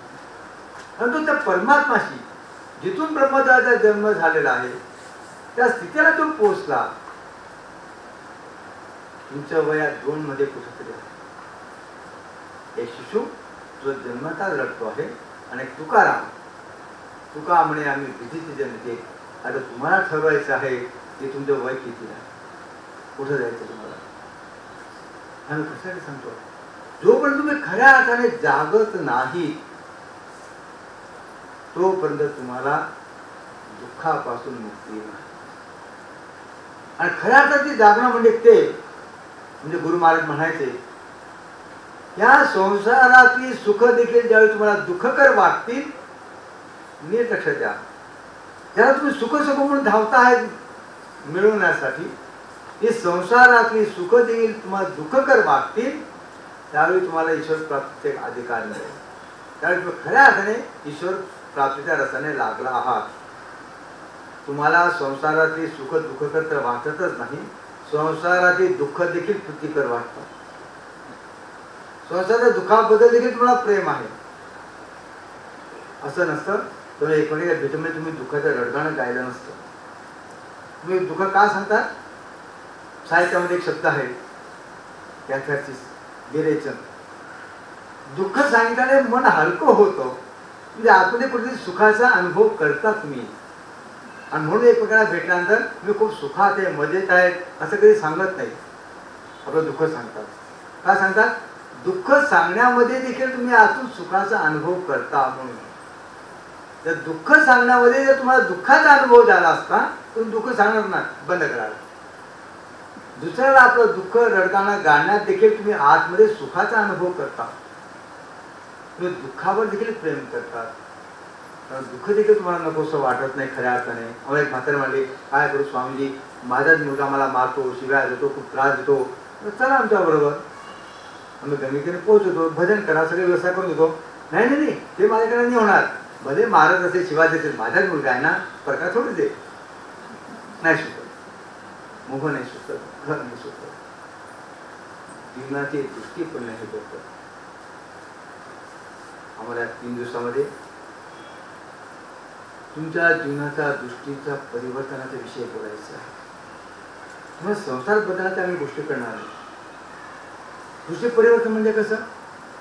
बायांना अनुभव असेल, पुरुषांचं म्हणत आम्ही, कधी पुरुषांना अनुभव असू शकेल. ते घरात बायकोने काय सवय लावली त्यावर अवलंबून आहे. बाजारात गेला, वांगी बटाटे आणली, टमाटे आणले, आणि सध्या आंब्याचा सीझन आहे, आंबे पण आणले. आमच्या माहितीप्रमाणे आता आम्ही बाजारात कधी जात नाही, त्यामुळे भावताला काही माहिती नाही, भाव काय मिळेल, बटाटे काय भाव मिळतात, वांगी काय भाव आहेत, आंबे काय भाव आहेत माहिती नाही. पण अंदाज करू शकतो की आंबे नक्कीच महाग असतील, बरोबर ना? बटाटे वांग्यापेक्षा बटाट्यापेक्षा आंबे महाग आहेत ना? ठीक आहे, कबूल आहे तुम्हाला. आता बाई बाजारात आली, भाजी करायची म्हणून वांग चिरलं, सडकं निघालं, तोंड वाकडं होतं, अरे छे, तोंड वाकडं झालं, अरे शब्द नाही का, अरे छे. आंब्याचा रस काढला, कोया आणि टरफलीवरती चाली, कोया फेकून दिल्या, वजनाने आणलेला आहे आणि अर्धा भाग फेकून दिलेला आहे, पण त्यावेळी अरे निघत नाही तोंडातून. निघत नाही, निघत का? आधी तुम्ही मनाने स्वीकारलेलं आहे की टरफली आणि कोयात फेकून द्यायचे आहे. ही तुमच्या मनाची स्वीकृती. अर्धा भाग फेकला जातो तरी तुम्हाला दुःख उत्पन्न करत नाही. आणि एक वांग तुमची अपेक्षा नसते की ते सडकं निघावं, ते सडकं निघाल्यावर तुमच्या तोंडातून अरे शब्द निघाला, तोंड वाकडं झालं, आणि तुमची स्वीकृती नाही. तुमची सगळ्यांची धडपड कशासाठी चाललेली आहे? रोटी कपडा मकान. मग कोणाला काय मिळेल, कोणाचं घर कसं असेल, यासाठी धावपळ चाललेली आहे. आणि त्यांना तुम्ही स्वामी समर्थ म्हणून त्याच्या फोटो लावून पूजा करतात, तर स्वतःहून स्वीकारलाय. ठीक आहे, कपडे मिळाले त्याने, राहिलं मोठे चाललंय का, बोधी मिळाला ठीक आहे, घराची गरज नाही, झाडाखाली झोपतो आहोत. स्वामी समर्थ असो, समर्थ रामदास असो, काय चालत तो कपडा देखील नाही, गजानन महाराज असो, तुम्ही ज्या रोटी कपडा मकानसाठी धावपळ करून जिंदगी सगळी पणाला लावली, त्याचा त्याने स्वेच्छेने त्याग केला. पण ते सुखी आहे. मी तुम्हाला सांगायचं तुम्ही सगळं सोडा, सांगतो आहे की दृष्टी तुमची बदलली. तुमची दृष्टी हे मिळव ते मिळव ते मिळव, आणि त्यांनी मला काहीच नको आहे. तुम्ही एकटे आहात घरी, कंटाळला आहात, टी व्ही पाहायला पण 2 तास झाले, आता कंटाळा आला, मग काय चला तर मित्राला जाऊन भेटून येऊ. त्या बाई शेतात जाऊन बसते, ती बाई कंटाळली एकटी. आता 2 कंटाळले लोक एकत्र आला, तो कंटाळा डबल काने होता मला कळते, गणित आम्हाला येत नाही. हा बोर झालेला, तो बोर झालेला, मग ते बोर झालेली व्यक्ती आल्यानंतर वेळ काय छान गेला, हो कसा छान गेला. आणि 2 बेरीज जर केली तर डबल व्हायला पाहिजे, वेळ छान गेला, वेळचा अपराध केला. जर तुम्ही स्वतःची कंटाळत असाल तर तुमच्यावर दुसरे किती कंटाळत असेल याचा कधी विचार केला? हेच भगवान कृष्ण गीतेमध्ये सांगतो की तुम्ही तुमच्या आत्म्याचे शत्रू आहात का मित्र आहात. तुम्हाला स्वतः एकटा राजा कंटाळा येत असेल तर समजा तुम्ही तुमच्या आत्म्याचे शत्रू आहात. म्हणजे साधारणपणे कोण आत्मानंद निमग्न आहेत ते स्वतः एकटे मजेत आहेत, त्यांना तुझ्याची संगतीची गरज नाही. तुम्हाला संघ हवा आहे आणि म्हणून तुम्ही दुःखात पडता. कारण संघ आला, संघात संध्यायते, कामात कामात क्रोधाविजायते, क्रोधात भवती समूहा, समूहात स्तुती विभ्रमा, तुझे भ्रंशात बुद्धी नाशो, बुद्धी नाशात प्रणश्यति. तुम्हाला संघ हवा आहे आणि आम्ही त्यांची पूजा करतो. असंग आहे, निसंग आहे, त्यांना कशा संघाची गरज नाही. ही एक जीवनाची दृष्टी. तुम्ही कोणत्या दृष्टीने जीवनाचा स्वीकार कराल त्यावर तुमचे सुख आणि दुःख अवलंबून असेल. पैशांचा अभाव माणसाला दुःखी करेल याची गॅरंटी नाही. पैशाचा अभाव असून देखील माणूस सुखी राहू शकतो, पूर्ण सुखी असू शकतो. गंमत सांगू, आमच्या हातावर धनरेखा करोडपतीच्या, ज्यांना ज्योतिषशास्त्र करत असेल खरोखर आहे, आता ते धनरेखा करोडपतीची आहे. हस्तरेखा तसंही म्हणतात, पण काय गंमत आहे, तो कुठं हरवला माहिती नाही. आम्ही रोडपती आहोत, काही करोडपतीचा क केला, रोडपती आहोत, पण आम्हाला तशी चिंता किंवा दुःख वाटत नाही. आणि जो खरोखर करोडपती आहे तो दुःखात आहे. ओ वा दरिद्रो यस विशाल कृष्ण. शंकराचार्य म्हणतात, कोण दरिद्री? यस विशाल कृष्ण. तुमची धावपळ पैशांसाठी, वस्तूंसाठी आहे, व्यक्तींसाठी आहे. कोणातरी संघ तुम्हाला हवा आहे, काहीतरी हवं आहे. अरे मध्ये तुम्हाला आणखी एक प्रश्न विचारतो, ही विचार करून उत्तर द्या. समजा 2 खोल्या आहेत, दोन्ही खोल्या पूर्ण आवश्यक त्या वस्तूंनी आहे. म्हणजे संडास, बाथरूम, अटॅच लॅट्रिन बाथरूम ज्याला म्हणतात, म्हणजे जेणेकरून बाहेर तुम्हाला निघायची गरज पडणार नाही. एका खोलीमध्ये तुम्हाला जे जे हवं ते आम्ही सगळं देतोय. दागिने पाहिजे सोन्याचे देतो, हिरे जडीत पाहिजे ते देतो, टीव्ही पाहिजे टीव्ही देतो, इंटरनेट पाहिजे इंटरनेट देतो, जुबाल मखोली गादी पाहिजे मखोली गादी देतो. ज्या ज्या वस्तूंसाठी तुमची धडपड चाललेली आहे त्या सगळ्या वस्तू आम्ही तुम्हाला त्या खोलीत द्यायला तयार आहोत. एक डेड बॉडी देखील देतो. शरीर म्हणजे शरीर पाहिजे ना, एक शरीर पण देतो, पण ते डेड बॉडी आहे. आणि त्या खोलीमध्ये तुम्हाला 1 महिना राहायचं आहे. बाहेरून कुलूप. तुम्हाला खायला भजी आवडते भजी देतो, आंब्याचा रस आवडतो आंब्याचा रस ठेवून देतो. तुम्हाला जे जे खायला हवं ते पण आम्ही सगळं आणून ठेवतो. 1 महिनाभर खोलीतून बाहेर पडायचं नाही. दुसरी खोली आहे, त्यात तुम्हाला जे हवं ते देणार नाही. जे आवश्यक आहे तेवढंच देऊ. लोकांना गायची गरज नाही, सदन चालते. श्रीखंडपूरची गरज नाही, भाजीपोळ काम भागतो. तुम्हाला ते आवश्यक आहे खरोखर तेवढं आवश्यक वस्तू आम्ही त्या खोलीत ठेवतो आहोत. दागिन्यांची गरज नाही. आवश्यक तेवढे कपडे, अंतराळ पांघरला आवश्यक तेवढं मिनिमम रिक्वायरमेंट तेवढं त्या खोलीत आहे. डेड बॉडी नाही, या खोलीमध्ये डेड बॉडी, अगदी सुंदर स्त्री पाहिजे, अगदी सुंदर स्त्री डेड बॉडी आहे, काय शरीर पाहिजे. आणि दुसऱ्या खोलीत तुमच्यासारखी हाडा मासेची एक जिवंत व्यक्ती आहे, ही दुसरी खोली. त्यामध्ये तुम्हाला जे जे हवं ते नाही, जेवढं आवश्यक आहे, कमीत कमी जे आवश्यक आहे तेवढंच देतो. पण तुमची बोलायला, गप्पा मारायला एक जिवंत व्यक्ती तुमच्यासाठी त्या दुसऱ्या खोलीत आहे. आता निवड तुम्हाला करायची. तर 2 कोणत्या खोलीत तुम्ही 1 महिना राहायला तयार आहे? बाहेर पडू, 1 महिनाभर बाहेर पडू. माणूस जर विकृत मनाचा नसेल तर स्वाभाविक म्हणेल की बाबाला पहिली खोली नको, एकटं कोण राहणार, ते शरीर जरी असतं तर ते डेड बॉडी, ते काय आमच्याशी बोलणार आहे, ते नको आहे. कोणत्या खोलीत राहणार?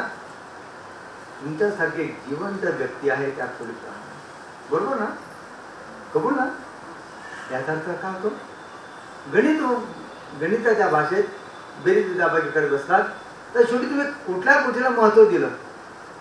वस्तूंना नाही, शरीराला नाही, त्या शरीरात असलेल्या जिवंत व्यक्ती, जिवंत प्रकार चैतन्याला. हे त्याज्ञवल्क्य म्हणतो मैत्रीला. त्याज्ञवल्क्य ऋषी आहे, गुरुकुल चालवतो आहे. त्याला 2 पत्नी, एक कात्यायनी, एक मैत्रिणी. आणि तो म्हणतो की मी आता हे सगळं सोडून चाललेलो आहे, हे तुम्हाला 2 सारखं भाग करून देतो. मैत्री कात्यायनी म्हणते ठीक आहे. मैत्री विचारते की तुम्ही ज्यासाठी हे सगळं सोडून द्यायला निघालेला आहात, याचा अर्थ असा होतो की तुम्हाला याच्यापेक्षा आणखी काहीतरी चांगलं मिळणार आहे म्हणून तुम्ही निघाला. तुम्ही दुःखात पडण्यासाठी निघत नाहीये. मला ते आधी सांगा की तुम्ही इथून गेल्यानंतर तुम्ही काय मिळवणार आहात, कशासाठी जात आहात. त्यावेळी जो याज्ञवल्क्याने मैत्रीचा संवाद आहे, त्यात याज्ञवल्क्य म्हणतात आत्मा नसतो काम आहे. हे मैत्री, मी तुझ्यावर प्रेम करतो ते तुझ्या शरीरावर नाही, तुझ्यात असलेल्या चैतन्य तत्वावर. मी पती म्हणून तुला प्रिय आहे, आत्मा नसतो काम आहे, ते माझ्या चैतन्य आहे म्हणून. अनेक वर्ष मुलबाळ झालेलं नाही, आई वडील नवस करत आहेत, पुढे मूल झालं, लहानचा मोठा झाला, ज्या मुलासाठी इतके नवस केले. आणि म्हातारा मेला, घरात 24 तास देखील कोणी ठेवून गेला तयार नाही. हो, विचार करा जीवनाचा. 24 तास देखील डेड बॉडी कोणी घरात ठेवणार नाही. तुम्ही एखादी पत्नी किती त्या प्रेताला मिठी मारून रडत असेल, तुम्ही म्हणाल बाई खूप रडते आहे, आता जे सौ दे, उद्या येतो, त्यावेळी मागं सरकून जाईल, आता घेऊन जरा. सुरदासचं भजन नाही, सुरदासचं हेच भजन आहे की तुम्ही ज्याच्यासाठी एवढं सगळं केलं, ते डेड बॉडी एकदा झाली, ते चैतन्य निघून गेलं तर 24 तास देखील कोणी घरात सांभाळायला तयार नाही. भूतधरीने खाईये, लवकर काढा घरातून त्याला. शेवटी तुम्ही जीवनामध्ये कुठल्या गोष्टीला महत्व दिलं? एक जिवंत व्यक्ती तुम्हाला सोबतीला हवी आहे आणि त्यासाठी तुम्ही जे कमीत कमी आवश्यकता आहे ती स्वीकारून घेतली. गाडीचा मोह सोडला, दागिन्यांचा मोह सोडला, टीव्हीचा मोह सोडला. तुम्हाला तुमच्यासारखी एक जिवंत व्यक्ती गप्पा मारायला मिळते आहे, तुम्ही त्या खोली त्याचं पसंत करत आहात.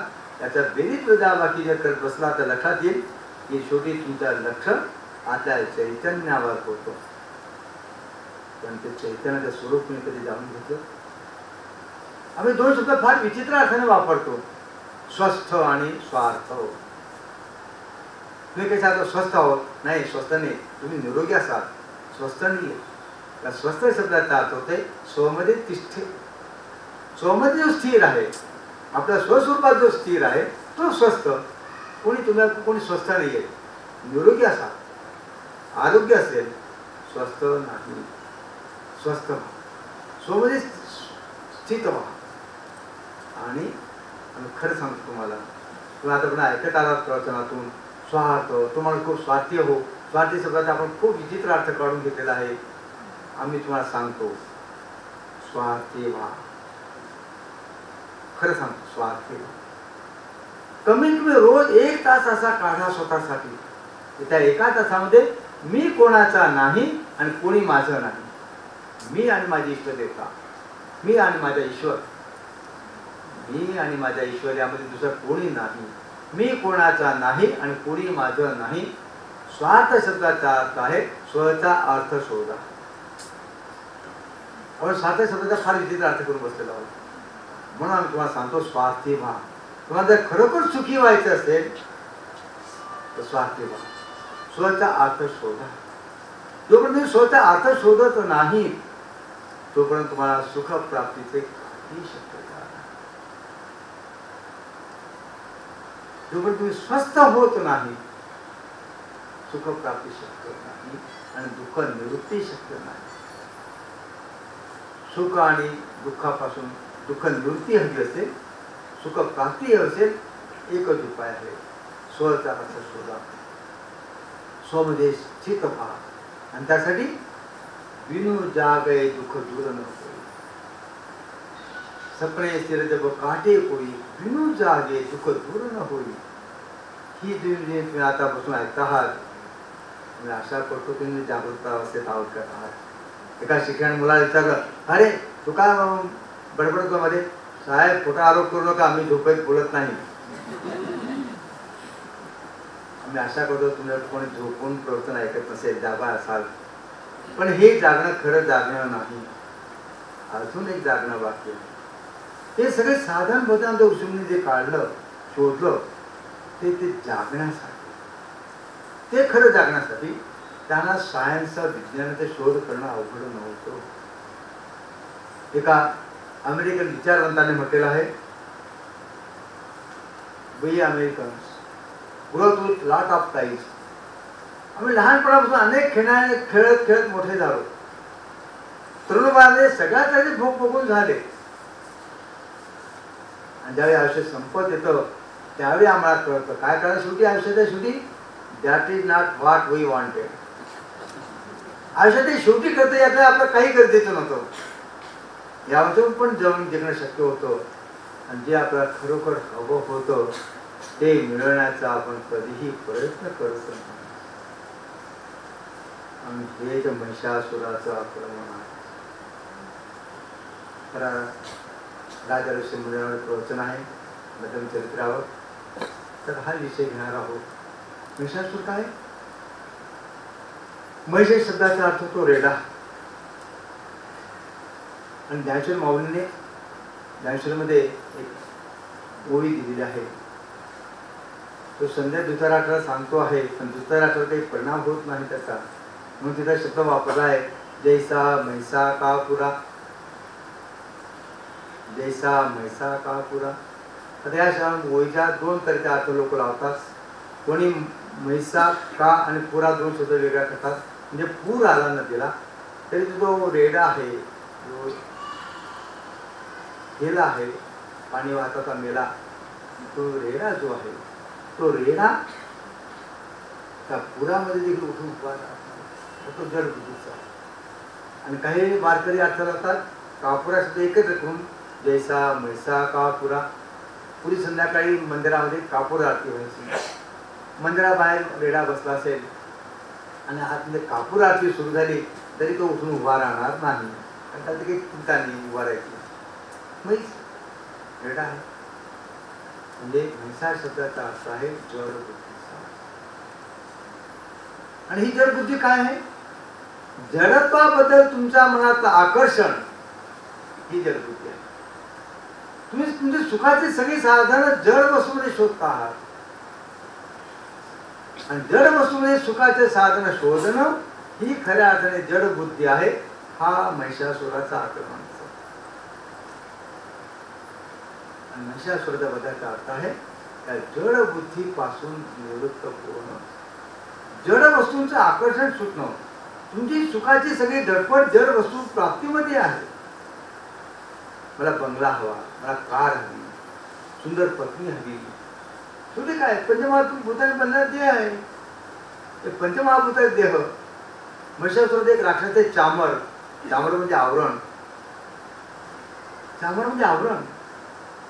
या शरीरावर हे आवरण आहे की ते कात्री उसळून बघितलं आतमध्ये काय किळस वाटेल, बघावं वाटणार नाही या शरीराकडे. ते नुसते वरती चांगली जर सोडून बघितले तर आत काय दिसणार?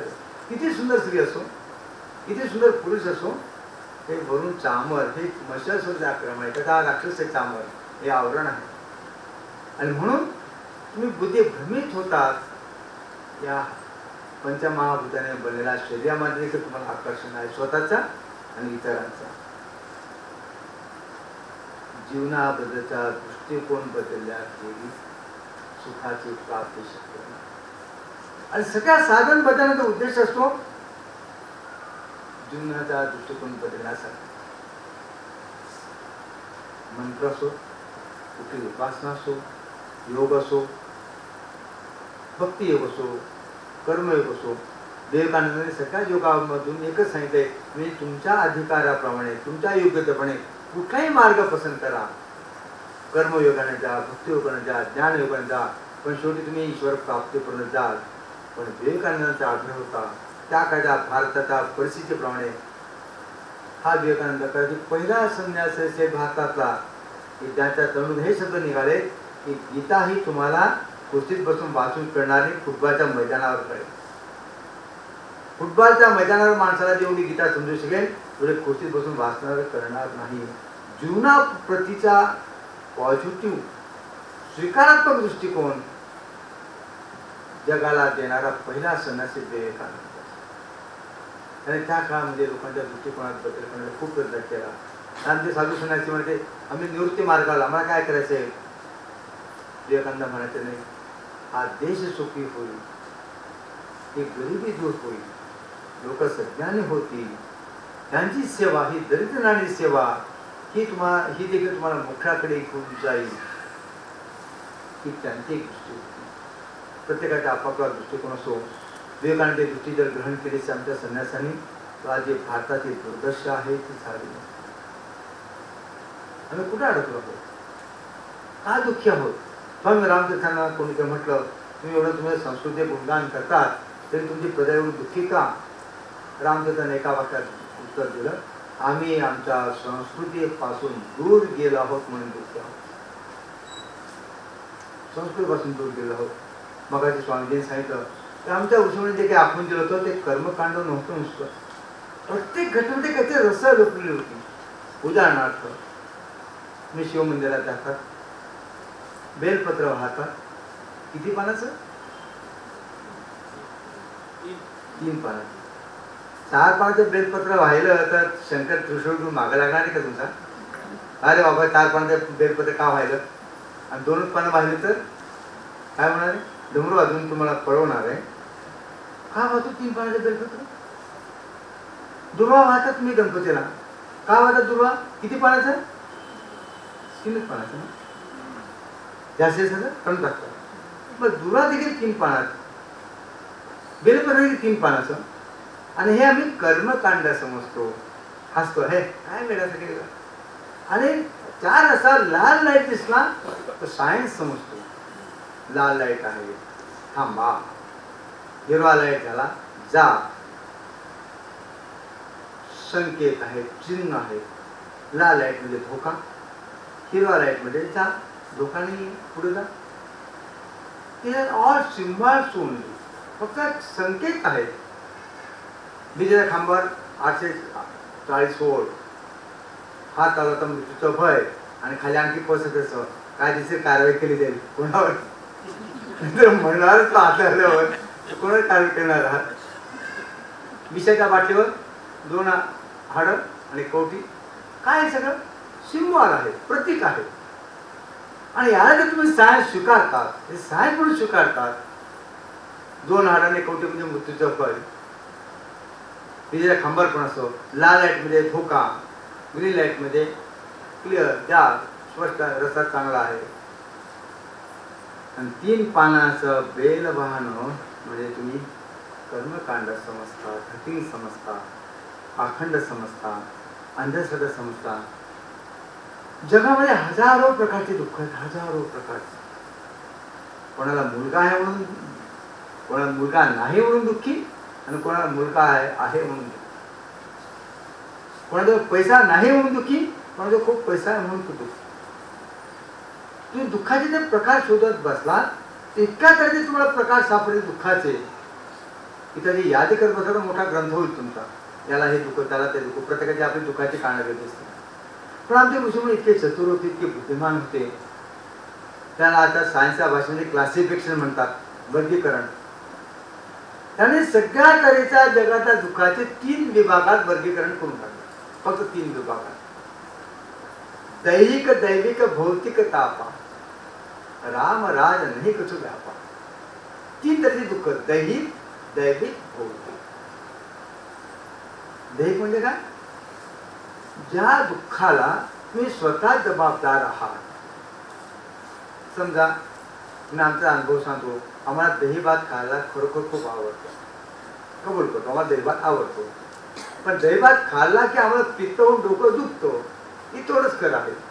आणि तरी जर आम्ही जिभेवर ताबा न ठेवता दही भात खाल्ला, डोकं दुखलं, तर त्या दुखाला जबाबदार कोण? आम्ही स्वतःच. बरोबर? जी दुःख तुम्ही स्वतःला उत्पन्न करून घेतलेली आहे, गुटखा खाल्ला, जिभेला कॅन्सर झाला, कोणी दिलं हे दुःख? तुम्ही स्वतःच घेतलं. दुःखाचा एक प्रकार, ज्या दुःखाला तुम्ही स्वतःचे जबाबदार आहात. आणखी कुठला प्रकार जो स्वतःचा जबाबदार? जीभ आणि दाताचं भांडण झालं, दात म्हणतात जिभेला तू आमच्यामध्ये पडू नकोस, आम्ही 32 तू एकटी, आम्ही 32 तू एकटी, आमच्यामध्ये आले तर तुकडा होऊन जाईल. जीभ म्हणते बरोबर आहे, पण मी बाकडी चालली, तुम्ही 32 जाल. एकटी आहे खरी, तुम्ही थोडी वाकडी चालली म्हणजे 32 जाल तुम्ही. हे एक दुःख. म्हणजे जी तर वाकडी असेल तुम्ही दुःखी होणार. म्हणजे अशी दुःख की ज्या दुःखाला तुम्ही स्वतः जबाबदार आहात. दुसरी भौतिक, म्हणजे तुमच्या शिवाय या जगात जे काही आहे, मग तो तुझा मुलगा असो, मुलाच्या वागण्याने तुम्ही दुःखी असो, सुनेच्या वागण्याने दुःखी असो, मुलीच्या वागण्याने दुःखी असो, शेजारच्या वागण्याने दुःखी असो, का विंचूने डंख केला म्हणून दुःख हो, की मुंगी चावल्याने दुःखी हो, तुमच्या शिवाय जे जे काही या जगात आहे त्यापासून तुम्हाला होणारं दुःख काटा टुसला तरी तुमच्या शिवाय जगातल्या दुसऱ्या कुठल्याही वस्तू किंवा व्यक्तीकडनं किंवा प्राणीकडनं होणारं दुःख हे भौतिक. हे दुःख अनेक प्रकारचे असू शकतं, पण एका शब्दात भौतिक. तुमच्या शिवाय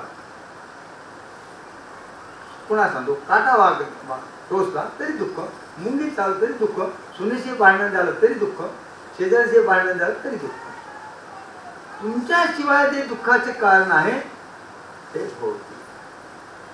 आणि तिसऱ्या प्रकारचे दुःख, ज्याला तुम्ही स्वतः जबाबदार नाही, दुसराही कोणी जबाबदार नाही, निसर्गामुळे दैवी प्रकोपमुळे झाले. जसं उत्तराखंडामध्ये घडलं, सुनामी आली, अतिवृष्टी झाली, दुष्काळ पडला, आग लागली. दैविक, दैहिक, भौतिक आणि दैहिक, दैविक, भौतिक. आधी आध्यात्मिक, स्वतःला जबाबदार, दुसरा कोणते जबाबदार, आणि दैविक प्रकोप. ह्या 3 दुःखाशिवाय जगात कुठं दुःख असं आहे चौथं की ज्या 3 मध्ये बसत नाही. आता एखाद्या दुःखामध्ये सांगा या 3 प्रकार बसणार नाही. त्याला सायन्समध्ये क्लासिफिकेशन वर्गीकरण म्हणतात. आता आणखी एखादं तुम्हाला दुःख आठवत असेल तर सांगून दाखवा मला की जे दैहिकमध्ये नाही, भौतिकमध्ये नाही आणि दैविकमध्ये नाही. तुम्ही ज्यावेळी बेलपत्र वाहतात 3 पानाचं, त्यामध्ये आशय हा आहे की हे भगवान शंकर, मला या 3 तऱ्हेच्या दुःखातून तू मुक्त कर. तुम्ही ओम शांती देखील 3दाच म्हणतात, ओम शांती शांती शांती. 3 तऱ्हेचे तुम्हाला दुःख आहे. कफ, वात, पित्त आहे, सत्व, रज, तम आहे. सत्व, रज, तम हे 3 गुण आहेत. कफ, वात, पित्त तुमची प्रकृती ही 3 दोष आहेत, त्रिदोष. मग या त्रिदोषापासून, या 3 गुणापासून, या 3 तऱ्हेच्या दुःखापासून, दैहिक, दैविक, भौतिक, म्हणजे प्रत्येक विद्या शंकराला सांगण्यापेक्षा एक सिम्बॉल, लाल लाईट, ग्रीन लाईट, एक सिम्बॉल, एक चिन्ह, हे तुम्ही 3 पानाचे बेलपत्र वाहतात म्हणजे शंकराला प्रार्थना करतात प्रत्यक्ष की हे भगवान आम्हाला या 3 तऱ्हेच्या दुःखातून तू मुक्ती दे. तुम्ही गणपतीला प्रार्थना करतात त्या 3 तऱ्हेच्या दुःखातून तुम्हाला निवृत्त कर. म्हणून गणपतीला दुर्वा वाहतात त्या 3 पानाचं, शंकराला बेलपत्र वाहतात तेही 3 पानाचं.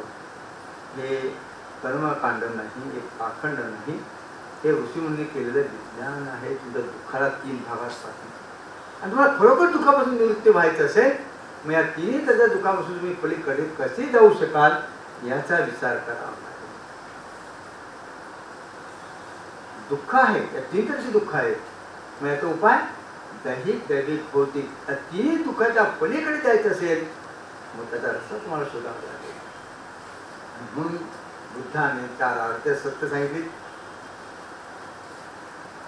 दुःख आहे, दुःख निवृत्तीचा उपाय आहे. सुख आहे आणि सुख प्राप्तीचा उपाय पण आहे. तुम्ही ज्याला सुख समजतात तो एक तुमचा भ्रम आहे. यावेळेस आपण उद्या बोलू की सुख म्हणजे काय आणि आपल्या सुखाचा भ्रम काय आहे. दुःखावृत्ती विषय चाललाय.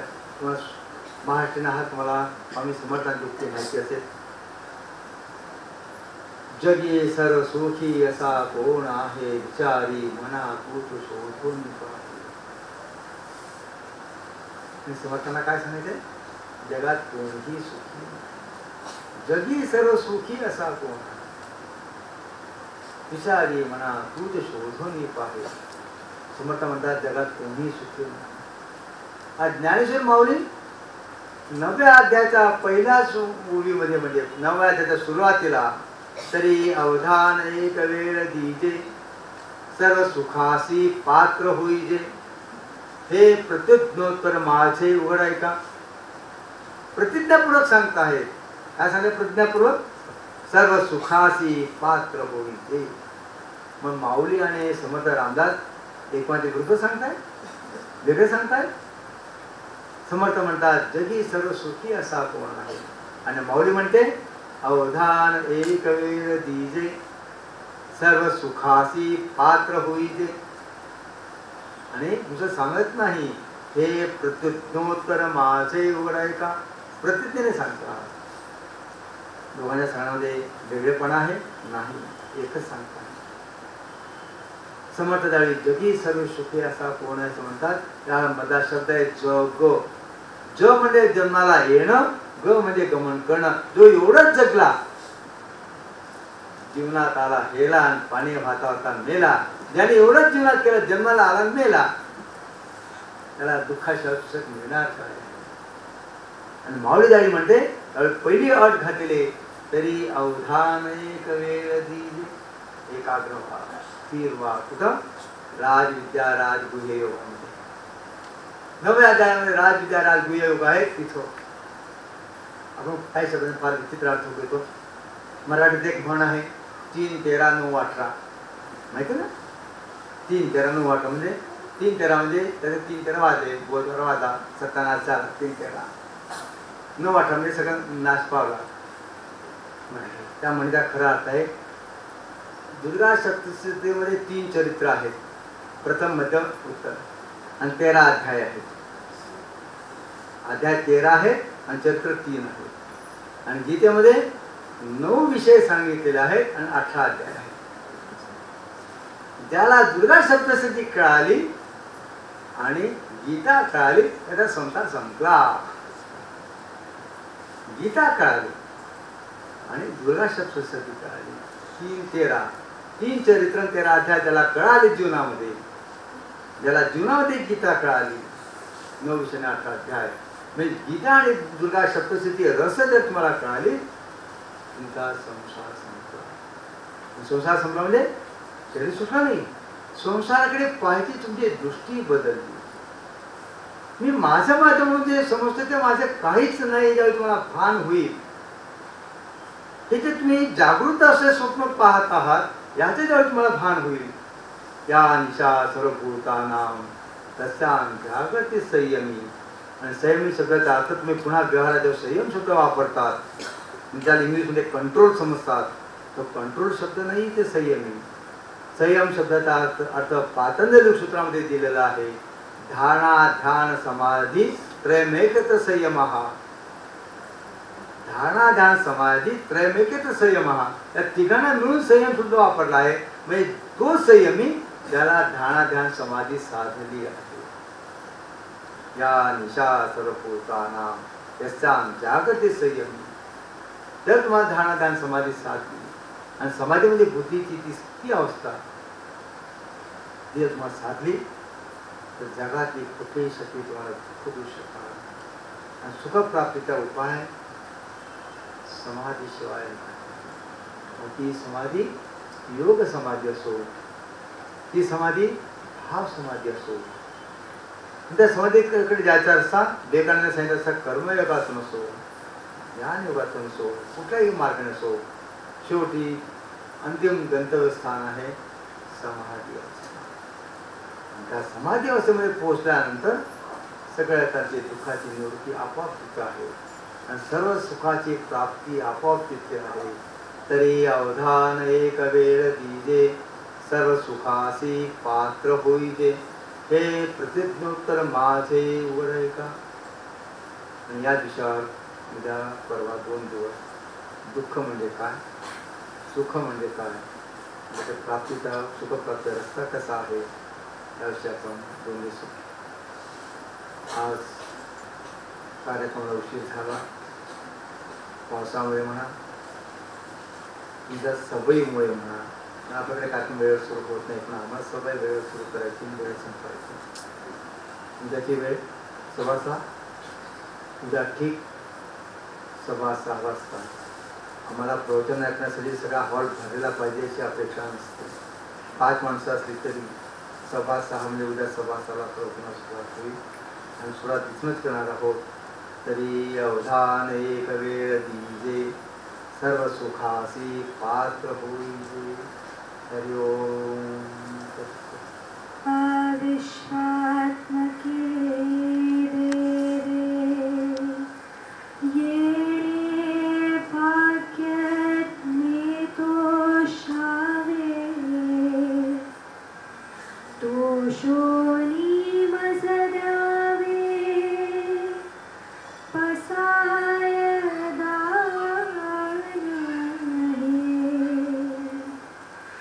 जे खळांची व्यंकटी सांडो, तया सत्कर्मी रती वाढो, भूता परस्परे जडो, मैत्र जीवाचे